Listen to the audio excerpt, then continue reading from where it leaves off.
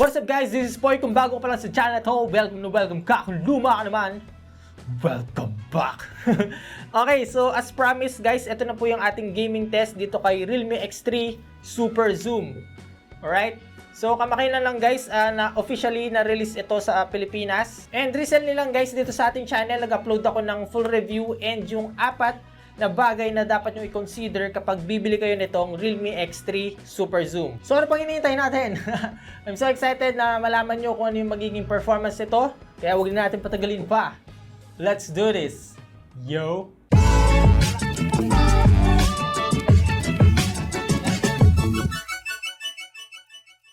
Okay, so bago tayo mag-gaming test dito, quick specification muna ng phone na to. So, meron itong 6.6-inch Full HD Plus at 1080p resolution at super smooth na 120Hz refresh rate. For the platform guys, Realme UI na to based on Android 10. Tapos powered na ito ng Snapdragon 855 Plus paired with Adreno 640 GPU naman. Tapos ang variant na officially na-release dito is yung 12GB of RAM and 256GB of internal storage. And then guys, for the battery, meron itong 4,200 mAh and then meron siyang 30W dark flash charge. So in the matter of 50 to 55 minutes, mafu-full charge mo na itong Realme X3 Superzoom. Okay, enough na for this specification. Ang lalaroin natin ngayon guys is yung ASPHALT 9, PUBG Mobile, Rules of Survival, Call of Duty Mobile, Mobile Legends, Black Desert Mobile, NBA 2K20, and of course, FORTNITE Mobile. So tingnan natin guys kung ano yung magiging performance nitong Realme X3 pagdating sa mga games. Kaya let's go, tingnan na natin. Okay, so pakita ko muna sa inyo guys yung settings nitong ASPHALT 9. Game settings, display. So as you can see guys, yung visual quality natin is naka high quality. Alright, let's go. Okay, so good startup guys. Wala tayong nakitang lag. So tingnan natin guys hanggang matapos itong game na to.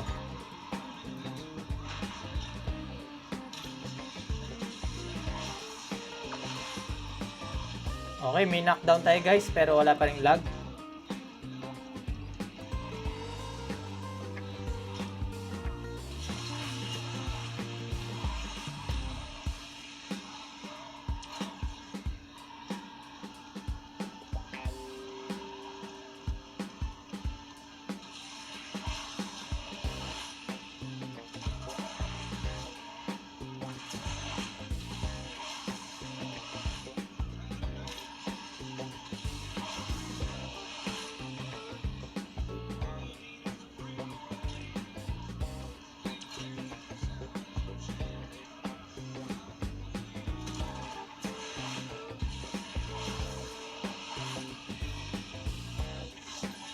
Okay, there you go.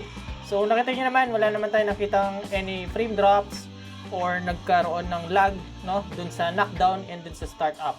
So good tayo dito sa ASPHALT 9. So proceed na tayo guys sa NBA 2K20.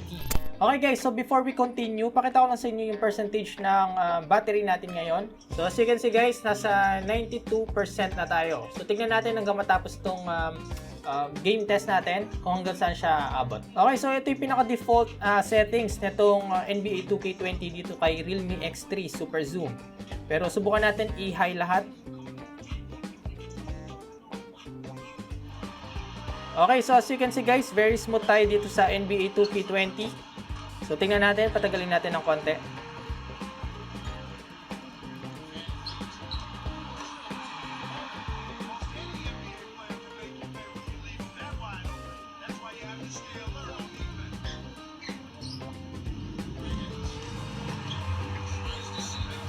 Ayan, so again guys, naka-on lahat. Naka-on yung reflection, yung shadow, yung cloud simulation, and still smooth pa rin siya dito sa Realme X3 Superzoom.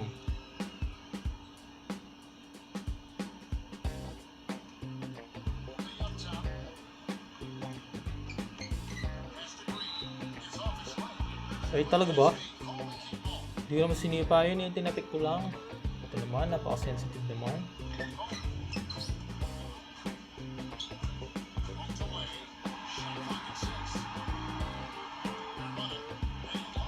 Wapow! Wara pang pang ping pong pong!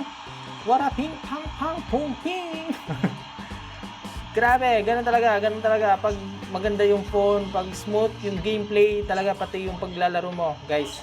Solid.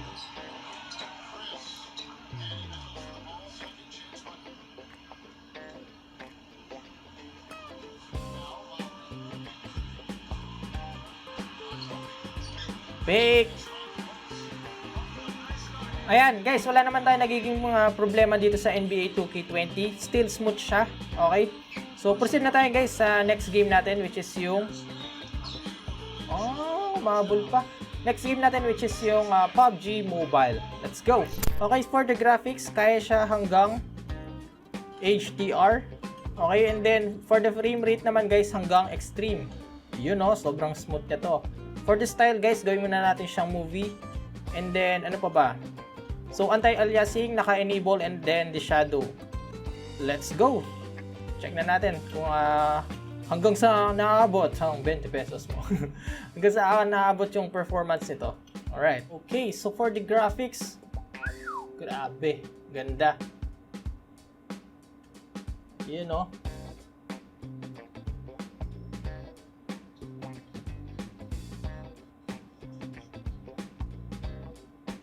No need GFX tools, guys. So, check lang natin yung performance nito sa gameplay mismo.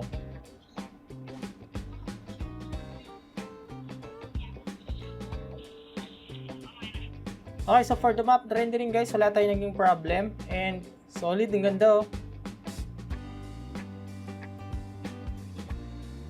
Ganda ng graphics. So, hindi lang graphics, guys, pati yung frame rate niya is naka-extreme. Mararamdaman mo dito yung smoothness ng game. Saan na ba yung mga kalaban? Gingay tayo. Laban ba to? Ha? Kalaban ka ba? Tago ka pa, ha?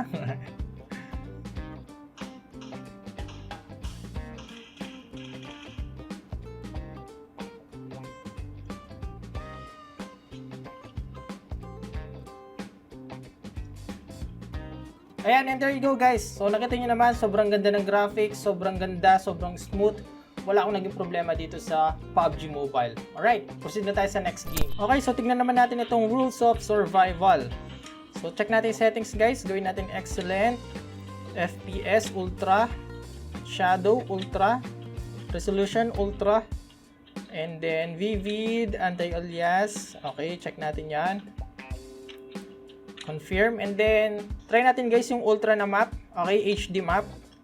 Tingnan natin kung hanggang saan or ano yung performance ng Realme X3 pagdating dito. Okay, guys, nandito tayo ngayon sa ultra map. Ayan, so as of now, guys, nakikita nyo naman meron tayong frame drop na nakikita.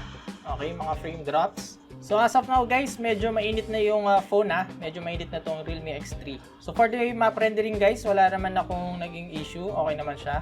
Ayan, kikita nyo naman. So, check lang natin, guys, sa mismong gameplay.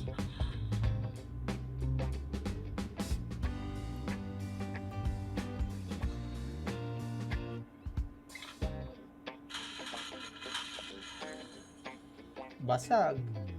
So, sa mismong gameplay, wala naman din masyadong problema. So, nagkakaroon ng konting frame drops, pero smooth pa rin siya para sa akin.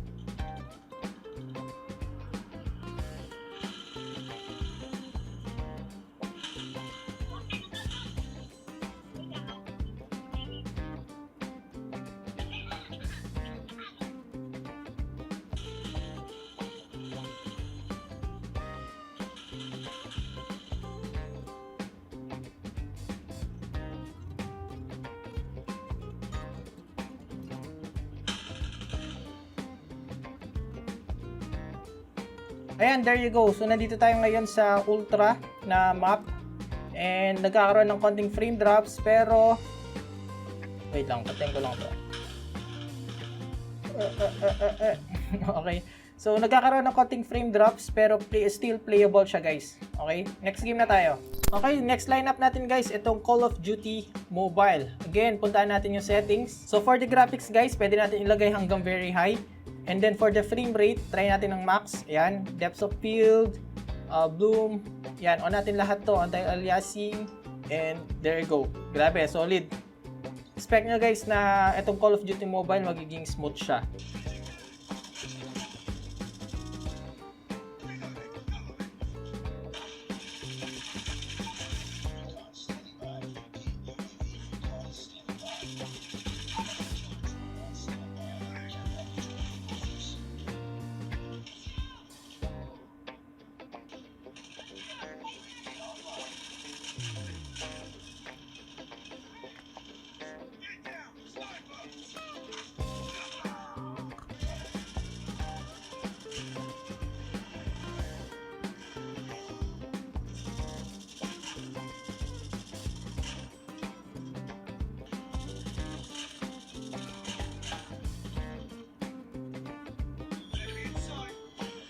You know, ayan, grabe, sobrang smooth ng Call of Duty Mobile dito sa Realme X3 Superzoom. Ayan, next na tayo guys, yung Mobile Legends. Let's go! Ayan, for the Mobile Legends guys, of course, kayang-kaya niya ang Ultra Graphics. And then, high frame rate mode, naka-on, HDR mode, naka-on, or HD mode, naka-on. Try natin tong outline, lagyan natin ng outlines, shadows, and yan. Okay, so try natin mag-classic. Ayan guys, so as you can see, oh, grabe. Solid, ganda ng graphics.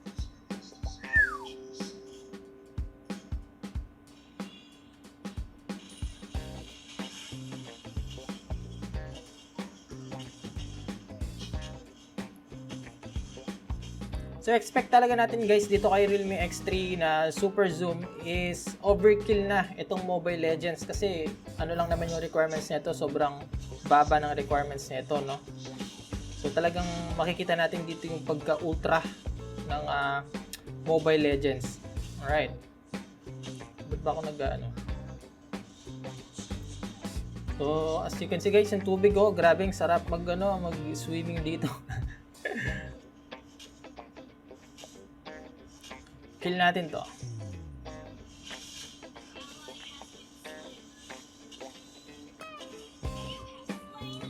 Alright. Okay, so hindi na ako masyadong magpapakita ng gameplay dito kasi very obvious naman guys na yung ultra settings nito is sobrang smooth siya dito kay Realme X3 Superzoom. Okay? So sa tubig pa lang, oh, talagang mapapaswimming ka na eh. Ayan. So next game na tayo guys. Okay, next game natin guys, Black Desert Mobile.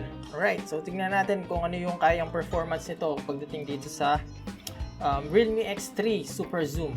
So as you can see guys, yung effect natin is nasa high resolution, is max settings. Textures is nasa high, okay, texture. And then frame limit is nasa max settings. Ayan, tingnan natin yung performance nito.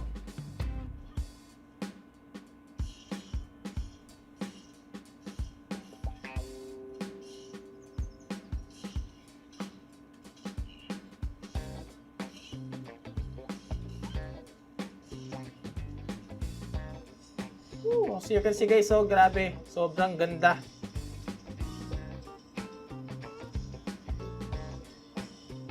So bukod sa naka high settings to guys, very smooth pa rin siya, no, yung gameplay niya.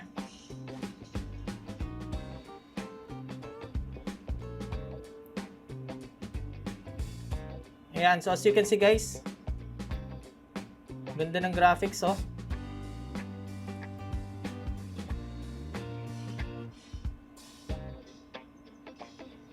You know, boom.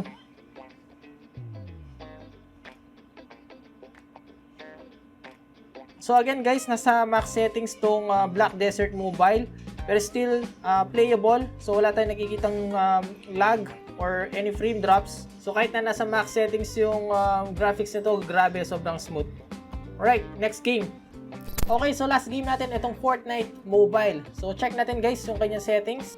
Ayan, so for the display guys, yung mobile frame rate natin is up to 30 FPS lang talaga. And then yung graphics natin, naka-auto siya guys. Naka-auto siya ng Epic. Okay, yung pinaka-highest settings natin sa Fortnite Mobile. Okay, and then 3D resolution, try natin ng 100. And there you go. So check natin guys. Grabe, yung sarap maglaro dito. Promise.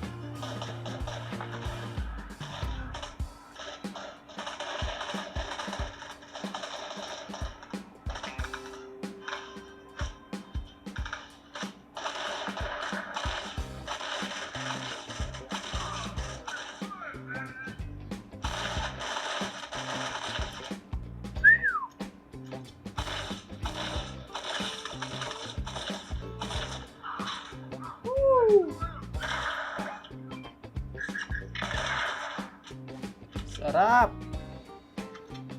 Grabe, sobrang smooth niya sa sa Fortnite Mobile, promise. Ayan guys, so yun yung performance nitong Realme X3 Superzoom dito sa Fortnite Mobile.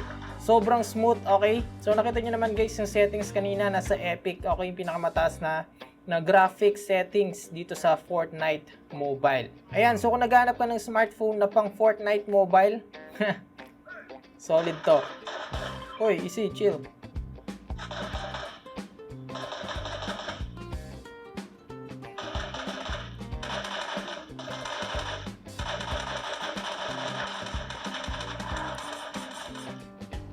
Okay guys, nag-start tayo kanina ng 92% okay na battery. And now, we have 48 battery na lang. So again, yung ibang game like Mobile Legends and yung PUBG Mobile, tinapos ko sila, so umabot ng 15 minutes, and then yung PUBG Mobile umabot siya ng 20 minutes. And of course, syempre, winner chicken dinner. So for the heating issue guys, wala naman akong naging problema. So kanina, uminit siya dun sa, ewan ko kung anong part ng game yon. So uminit siya dito sa both side, no? Dito sa mismong screen and dito sa likod. And there you go guys. Sana nag-enjoy ka at nakatulong itong video na to kung naghanap ka ng mga gaming review and gaming test about dito kay Realme X3 Superzoom. And kung ikaw ang tatanungin ko, okay, nasatisfied ka ba or na-disappoint ka ba sa naging performance nito pagdating sa mga games? Comment mo sa baba. Pag-usapan natin yan. At kung gusto mo pa ng ganitong klaseng video, pinapaya ko na sa iyo, kaibigan, mag-subscribe sa channel na to. Huwag mo na rin kalimutan mag-like, share, comment, at yung notification bell para updated ka pag meron tayong bagong upload. Again, this is Poy, unboxing anything just for you. Hanggang sa muli nating pagkikita. Nice!